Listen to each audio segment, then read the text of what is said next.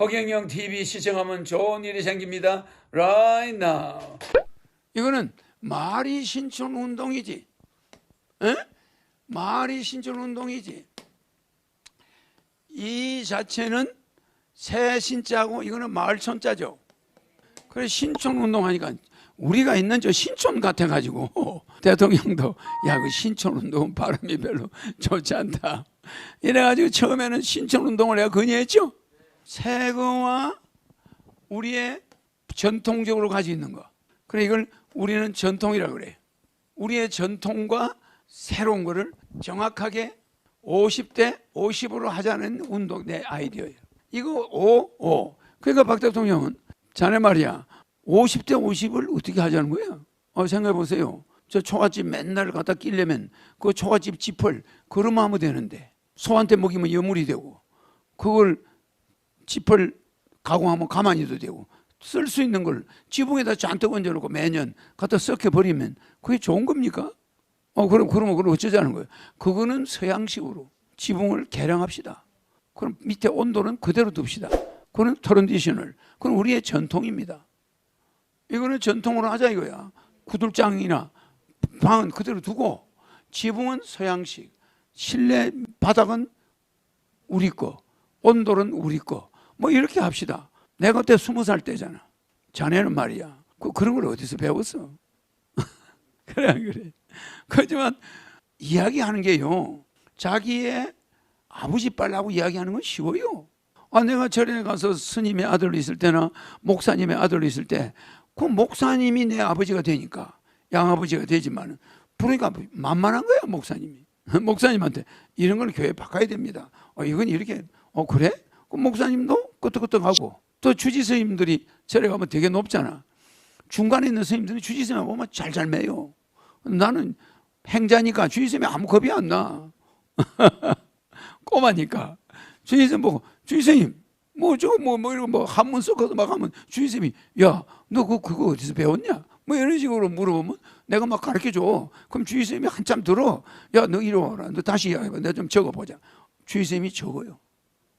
너무 내가 박 대통령에 대해서 오늘 새마을운동 이야기를 하다가 화딱지 나서 이걸 내가 보여주는 거야. 내가 부시 안 만났습니까? 이번에 내 트럼프를 안 만났다는 거야. 트럼프 대통령도 안 만나고 사진도 안 찍었대. 근데 실제 만났어요. 전 박정희 대통령 수석비서관 장국진 박사의 허경영 후보 정원. 장국진 박사님의 잠깐 축사를 잠깐 해주시겠습니다. 예, 저쪽으로 난 밴드 좀 뺐어. 수석비서관. 반갑습니다. 이렇게 고명하신 분도 많이 계시고 또 우리 허경영 후보님을 위해서 목숨 바쳐서 헌신하고 계신 존경스러운 여러분 앞에서 2007년 9월에 제가 이렇게 축사에 말씀드릴 수 있는 것을 대선 때 돌아가셨어. 대통령 선거 도중에 돌아가셨어. 후보님과의 인연은 공화당 때 제가 박정희 대통령실 수석비서관을 하고 있을 때 허경영 후보님은 그 당시에 대통령 보좌관, 비밀 보좌관입니다. 비선. 아주 젊은 나이지만은 이병철 씨가 추천을 해서 추천했다고 그러죠? 이분이 참 역사상 유례없는 아주 젊은 참 보좌관을 했습니다. 여러분이 책을 보시면 아시겠지만은 무궁화 꽃은 지지 않았다. 그 책에 제가 추천서도 쓰고 책을 쓸 때 참고를 많이 말씀도 드리고 했습니다만은 그 책에 있는 것은 모두 사실입니다. 그 책을 보는 사람들은 황당하다, 얼토당토 않다. 세상에 정말 그 당시에 핵무기를 개발했을까? 이런 의심을 하는 분도 많이 계세요. 또 과연 허경영 후보가 어린 나이에 어떻게 대통령 보좌를 할 수 있었을까? 이런 의심을 하는 사람도 많습니다. 제가 산 증인입니다. 제가 지금 금년에 82살인데요. 혁명 때에 6482생들이 주동을 했어요. 그 주동자인 혁명 주동 세력. 해병대 대령 때 혁명을 했어요. 박정희하고. 해병대 대령 때. 대학교. 소리 좀 키워봐요. 그만두시고 뜻이 있어서 육군사관학교 8기생으로 들어갔어요. 그래가지고 자유당이 지나고 민주당 정권이 들어섰는데 4.19 학생혁명 때문에 민주당 정권이 얼마나 무능했냐 하면은 이건 국회도 열질 못해요. 데모군중들이 국회의상 전부 점령하죠. 학생들은 판문점에 갑니다. 이북하고 협상해서 남북 통일한다고. 그 당시에 통일한다는 게 전부 그 적화 통일한다는 거죠. 그리고 그 당시에 경제가 어느 정도였느냐. 제가 해병대 소령 중령 대령하다 그만뒀는데 아침에 새벽에 더 나와요. 왜? 집에 쌀이 없어요. 요즘 군대 뭐 중사 상사만 돼도 잘 삽니다. 근데 이 영관장교들이, 고급장교들이 부하를 수천 명씩 데리고 있는 사람들이 집에 쌀이 떨어져 새벽에 사병 식당에서 사병들 밥을 얻어먹고 우리가 이 나라를 지켜온 겁니다. 저는 4.19 혁명 나는 해에 지대를 해가지고 마침 고등학교 교장 자리가 나서 고등학교 교장을 갔는데 이게 민주당 정권, 이게 정권이 아니에요. 이게 개판이에요. 이대로 뒀다가 나라가 뒤집게 생겼어요. 그래서 우리 뜻있는 사람들이 모아서 해병대하고 육군이 주도가 되어가지고 5.16 혁명을 일으킨 겁니다. 그러면은 그 목숨 바쳐서 혁명을 하는 거거든요. 그 걸리면 총살이 전부 조지혁명보다 사형당합니다. 그걸 무릅쓰고 우리가 왜 혁명을 하려고 했느냐? 제가 그걸 합리화시키려고 하는 게 아닙니다. 그 당시에 그 혁명을 안 하면은 이 나라가 지금 없어요. 대한민국이 지금 있을 수 없어요. 여기다 아무것도 너무 멀리 가죠. 5.16 혁명을 일으키고 보니까 나라 살림이 어느 정도냐. 세계에서 제일 가난한 나라 중에 하나예요. 200개 나라 중에서 꼴찌에서 10등 안에 드는 방글라데시보다도 못 사는 가난한 나라입니다. 김일성만큼도 못 살았어요, 우리가. 그거를 박정희 대통령의 그 위대하신 영도력 덕분에 불과 혁명 후 10년 내에 우리나라 경제 대국 20등 안에 드는 경제 대국이 됐습니다. 제가 허경영 후보 15대 때 대통령 출마하실 때도 제가 이 민주공화당 상임 고문으로 좀 앞장선 적이 있습니다만은 제가 후보를 왜 존경하고 따라다니느냐, 이 나이는 우리 큰아들하고 동갑입니다. 실례지만은 제가 깍듯이 총재님, 후보님은 나도 장관 한 놈이고 서울대학교 교수 한 놈인데 내가 어디가 부족해서 이 젊은 사람한테 후보님, 뭐 총재님하고 모시고 다니겠어요. 왜? 목숨 바쳐서 박정희 대통령이 목숨 바쳐서 이 나라를 구국한 것처럼 나도 목숨 바쳐서 이 젊은 놈이 이 나라를 다시 일으켜 세우겠습니다. 아멘.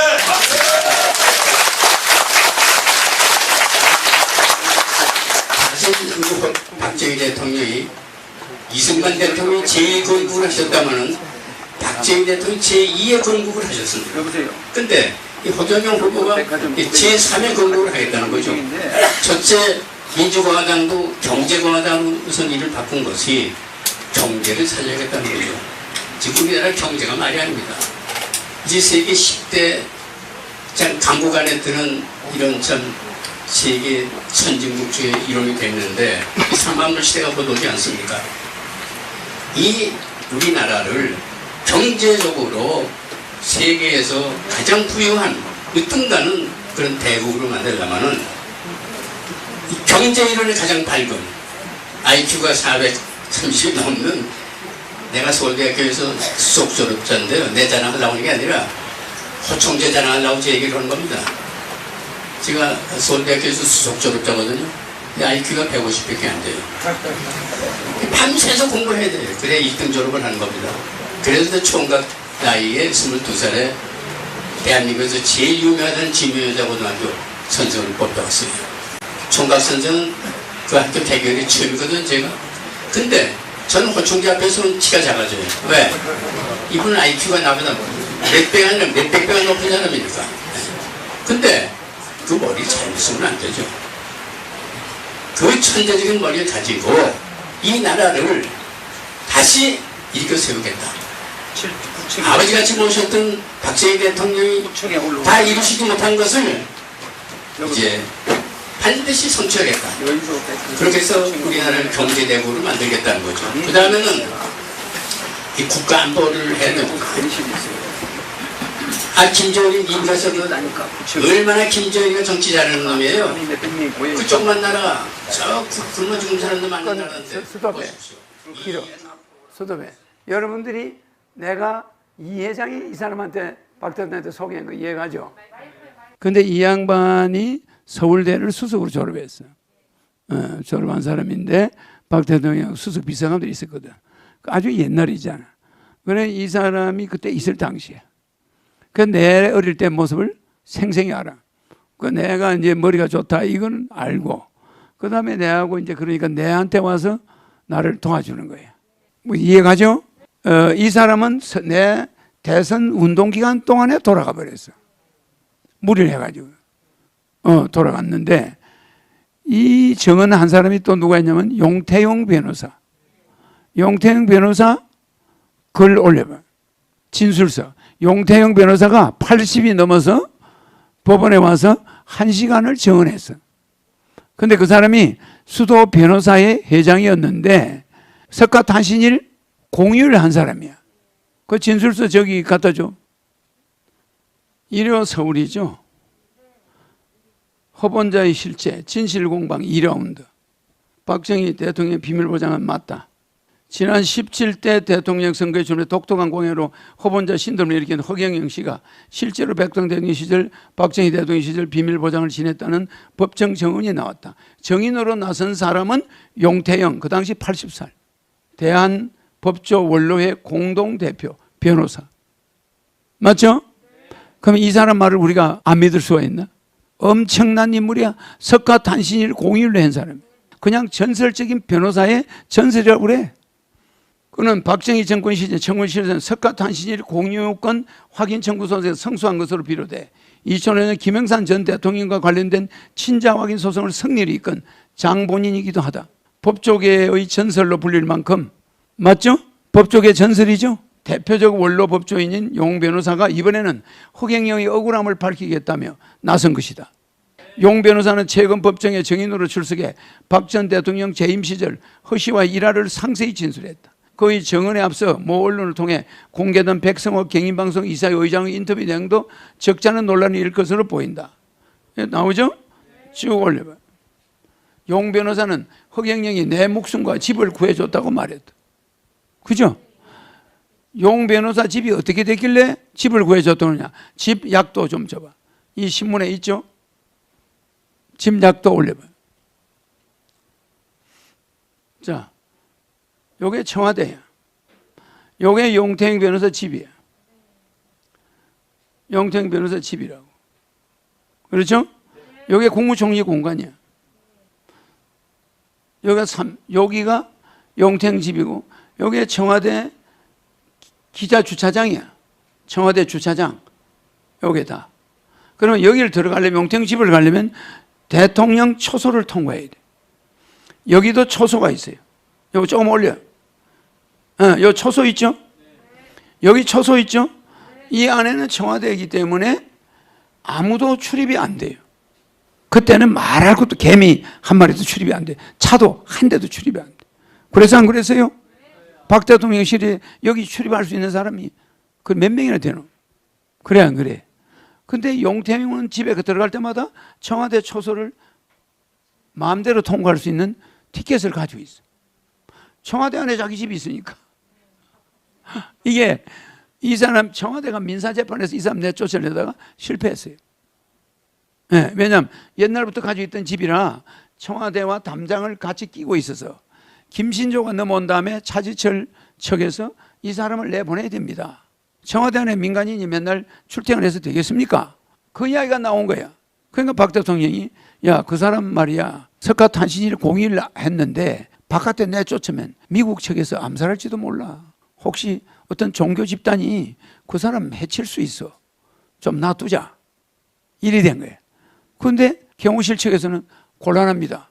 아니 지금 김신조 일당이 넘어오고 하는데 이런 민간 집에 이 청와대 대통령 관저 옆에 여기서 톡 뛰어내리면 여기 대통령 숙소가 보여요. 2층 집이야. 2층에서 보면 대통령 저기 왔다 갔다 하는 게 보인단 말이야. 이거 절대 안 됩니다. 이래가지고 싸움이 붙어가지고 재판해가지고 청와대 졌어. 민사재판에서. 그 시점이야. 그 대통령이 하루는 불러서 내보고 차실장이 저 사람을 내보내려고 용태인을 내보내려고 하는데 자네 가면 가서 봐봐 상태를. 그 사람 내쫓으면 바깥에 나가서 살다가는 제명에 못 살지도 몰라. 나는 그거 놔두는 게 좋을 것 같은데 이래. 그때 차실장은 안 된다는 거야. 자네 가면 가봐. 자네 풍수지리 잘 보니까. 대통령 이야기에서 이제 갔단 말이야. 갔는데 대통령 이야기한 날 내가 여기를 떠벅떠벅 걸어서 갔어 여기까지. 그때 나도 권총 차고 있고 뭐 그렇지. 나이는 어려도 권총을 차고 있었지.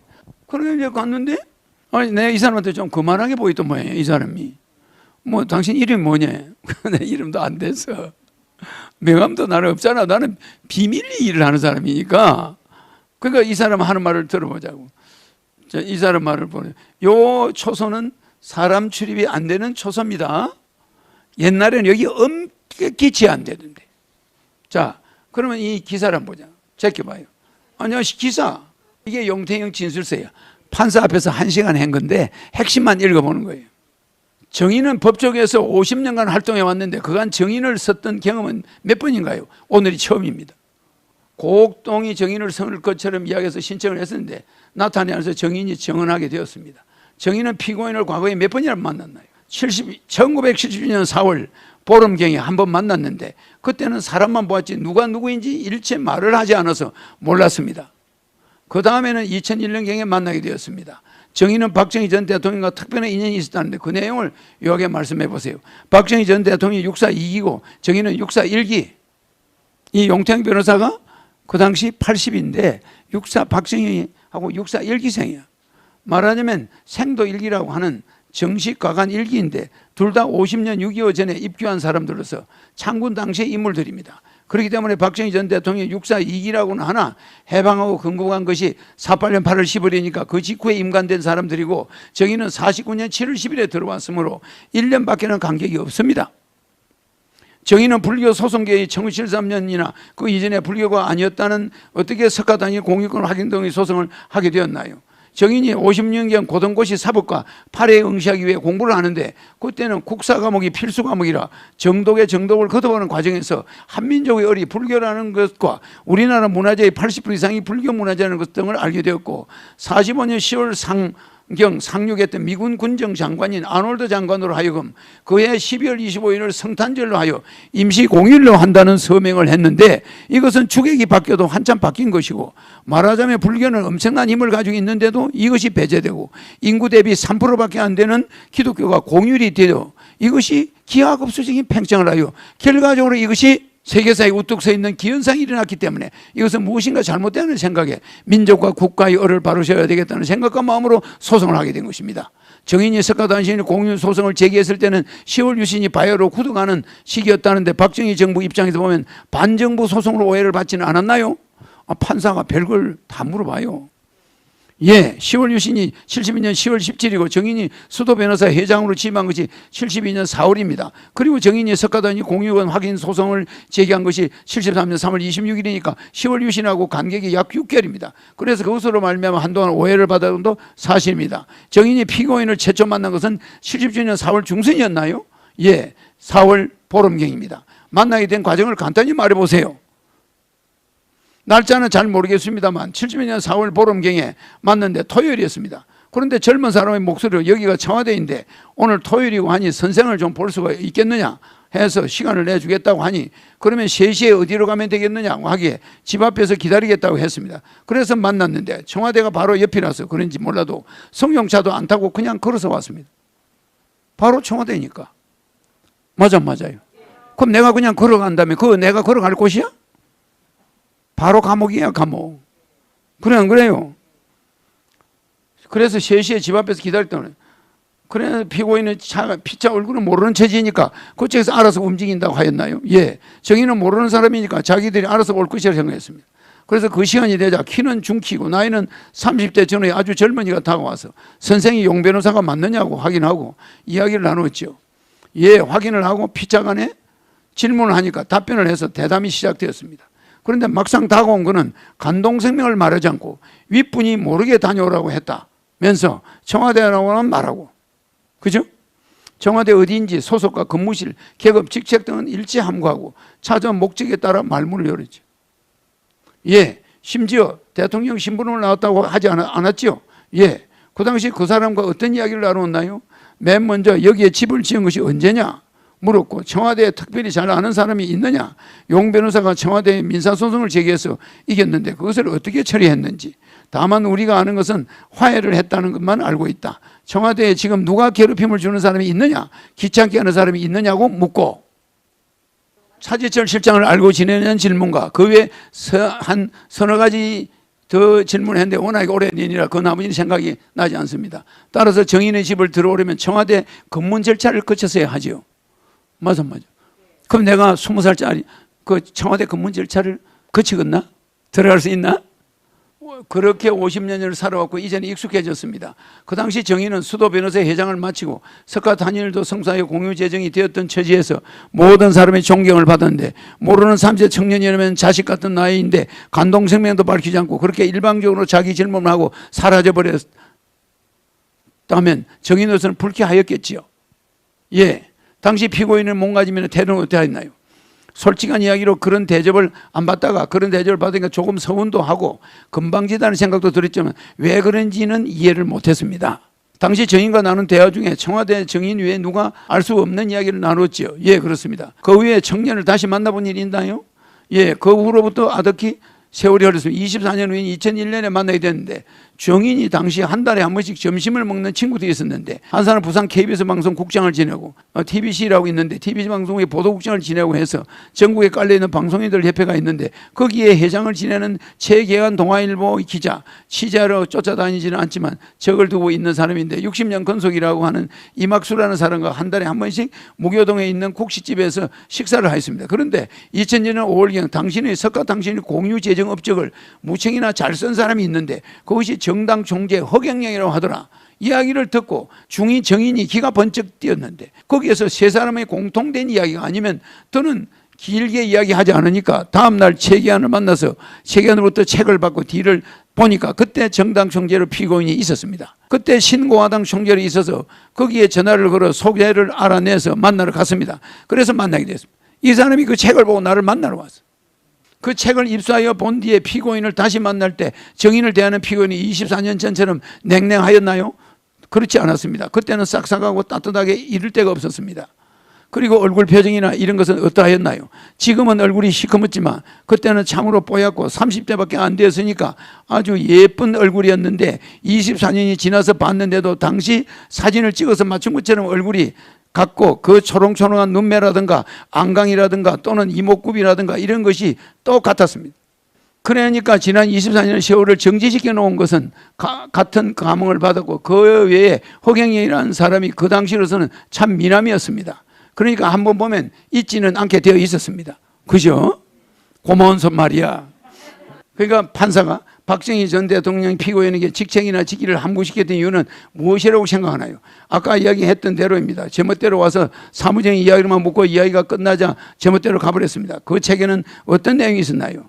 예, 그렇습니다. 그런데 그 책이 주로 박 전 대통령과 피고인의 대화를 모아놓은 책입니다. 정인은 그 글을 정인이 모르는 사람이 정인에 대해서 썼는데 모르는 사람 것을 그렇게 100% 정확하게 썼다고 한다면 다른 것들도 다 정확하겠거니 하는 생각했습니다. 맞죠? 자기의 그 당시 쓴 이야기를 내 책에 소상히 박정희 대통령하고 대화하면서 썼어요. 나 그 사람 만나봤는데 그거 그 자리에 도의됩니다. 뭐 이런 소리를 하니까 그 당시 내가 왔던 이야기하고 똑같잖아. 그게 일치해 안 해요. 그러니까 이 사람이 놀란 거야. 자기 집에 그 젊은 사람이 하나 왔던 이야기는 그때 그 사람밖에 모르는 일인데 그게 이 책에 써있으니 그가 누구야? 허경영이지. 맞아 안 맞아요? 그래 이 사람이 나에 대한 확신을 갖고 정인으로 나온 거야. 뭐 허경영이가 뭐 박정희 대통령의 일을 안 했다고 아주 이러면서 정인을 1시간 80이 넘은 사람이 법정에서 꼿꼿해서 가지고 1시간 동안 판사하고 그 새까만 후배들이지. 그리고 정인 서고 나서 바로 얼마 있다가 돌아가 버렸어. 무리를 한 거지. 정인서 그냥 소리 지르고 막 그냥 막 난리를 했죠 뭐. 그러더니 얼마 있다가 돌아가셨어. 그러면 우리 장국진 씨도 얼마 있다가 선거 끝나고 돌아가고 나이 든 사람들은 무리하면 가버려요. 박 전 대통령이 그 책에서 피고인한테 이야기한 것이 이 사건의 도화선이 되는 건데, 용 변호사가 만일 지금 사는 집에서 계속 살지 않았다면 미국의 종교인들에 의해서 암살을 당했을 것이나, 용 변호사의 집으로 가려면 반드시 청와대 초소를 통과해야 하기 때문에 그만큼 도움도 받았다. 용 변호사의 집과 청와대 담이 겹쳐 있었던 점을 보았어도 생명을 보존할 수 있었고, 또 청와대의 울타리가 용 변호사의 집과 나란히 붙어 있으니까 용 변호사가 목숨을 보존했을 것이다. 그런데 차지철이 자꾸 용 변호사 집을 헐어내야 한다고 하고 있다. 그래서 정인이 하는 말이 여생을 편안하게 그 자리에서 살 수 있도록 그렇게 편안하게 놓아둬라, 간섭하지 말아라 라고 이야기했다는 것을 보았습니다. 내가 대통령한테 아니 그냥 여생을 거기서 편안하게 살게 놔두시다, 경상도 말로 그냥 놔두시다 이렇게 이야기했거든. 그 말까지 책에 있어요. 그 이 사람이 그 말이 맞잖아.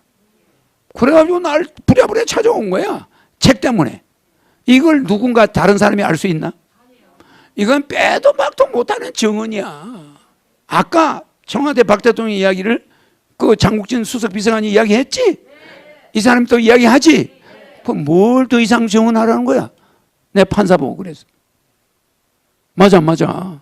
다 돌아가 버렸는데, 대통령 돌아가고 나는 비밀보장에 일반 사람 앞에 얼굴 내놓고 다니지 않는데, 명함 돌리는 사람도 아니고 엄밀히 나타났다가 일만 심부름만 살짝 하고 그래요. 응? 그럼 그걸 어떻게 하라는 거예요? 맞죠?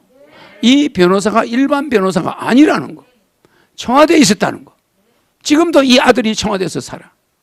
청와대 지금은 그게 오픈이 된 거야. 옛날에는 오픈이 안 돼가지고 청와대 검문 절차를 밟아가지고 특별히 청와대 방문으로 해가 들어가는 거예요. 그러니까 용 변호사 그러더라고. 불편하긴 한데 거기가 명당 자리래. 그 내가 보니까 명당이야. 그게 청와대로 내려오는 혈자리예요. 청와대는 그 혈자리를 피해버렸어요. 그 자리가 안 좋아. 그 용 변호사 집은 자리가 좋아요. 그리고 혈자리가 내려와가지고 경복궁으로 내려와. 그 경복궁이 그 혈자리에 들어와요. 왼쪽은 삼청동, 이쪽은 청와대. 그 울타리가 그 집이 높아요. 거기 내려와가지고 경복궁으로 싹 내려온다니까.